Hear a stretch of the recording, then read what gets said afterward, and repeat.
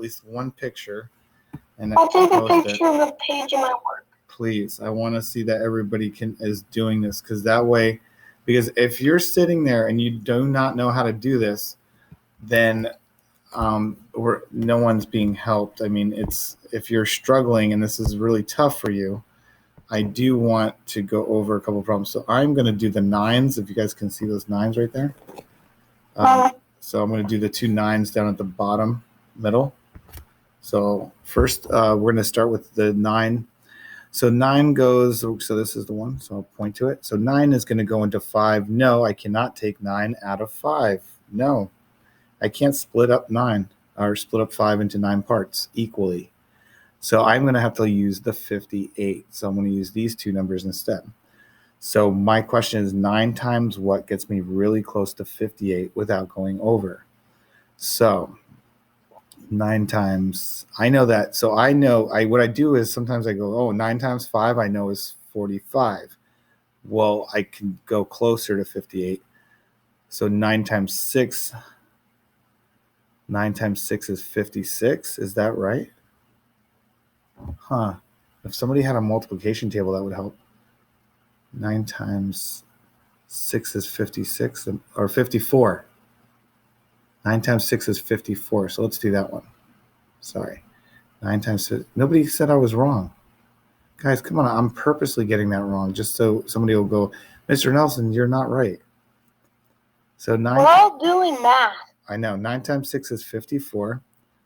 So I'm going to subtract 54. That's the next step. And you get 4, because 8 minus 4. And now you got to bring down the 2.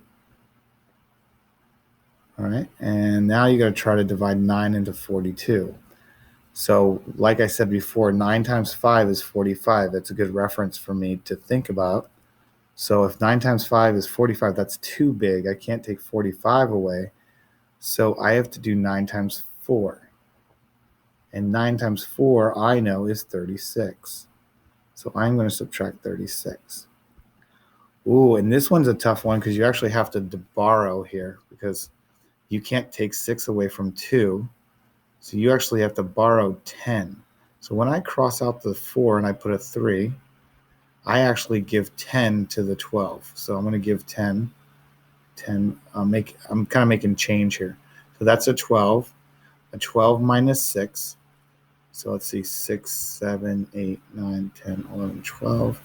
And that's 6. So the answer is 6. Now I cannot divide 9 into 6, so that's going to be my remainder. How's that? Is that good?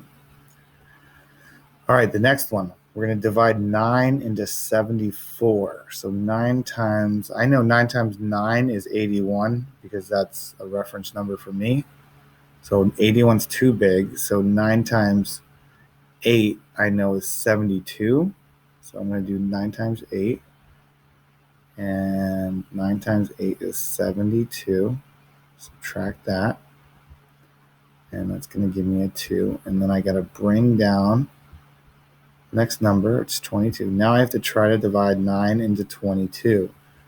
So I know that 9 times 3 is 27, which is too big. So I'm going to try 9 times 2. And I know that 9 times 2 is 18. Okay. And I'm going to have to borrow again because I cannot subtract 8 from 2.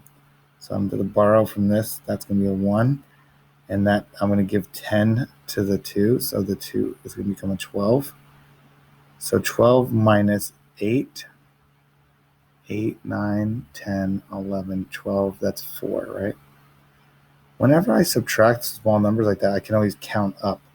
So I need to know the difference between 8 and 12. So I just count upwards. I go 8, and then I say, okay, 9, 10, 11, 12. And you can use your fingers. It's okay. 9 cannot go into 4, so that's my remainder, because that's 4 is left over. Okay. Mr. Austin? Yep. Can we leave to go work on our own? Yeah.